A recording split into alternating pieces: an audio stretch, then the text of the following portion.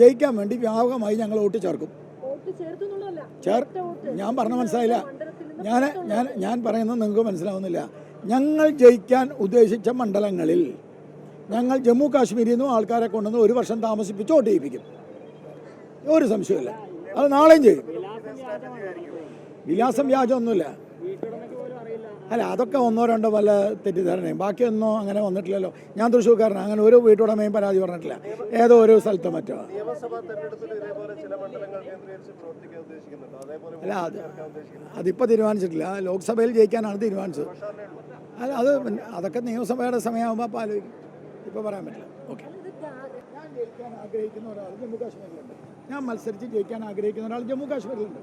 അയാൾ ജമ്മു കാശ്മീരിൽ വോട്ട് ചെയ്യാതെ ഇവിടെ വന്ന് അയാൾ എനിക്ക് വേണ്ടിയിട്ട് 1 വർഷം വർക്ക് ചെയ്ത് വോട്ട് ചെയ്താൽ എന്താ ധാർമ്മികത? അപ്പോൾ തിരിച്ചൊരു ചോദ്യമുണ്ട്.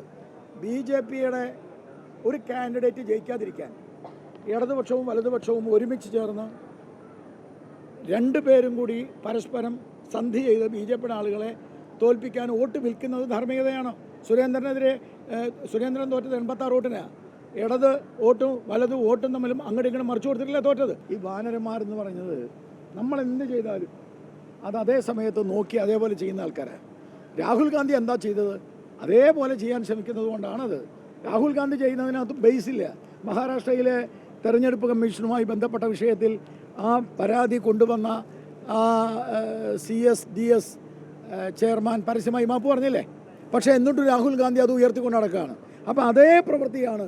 ഞാൻ ചോദിക്കട്ടെ, സുരേഷ് ഗോപിയുടെ തെരഞ്ഞെടുപ്പിൽ 74,686 വോട്ടിനാണ് അദ്ദേഹം ജയിച്ചത്. ഇവർ മൊത്തത്തിൽ പറയുന്നത് ആകെ 86 വോട്ടാണ്.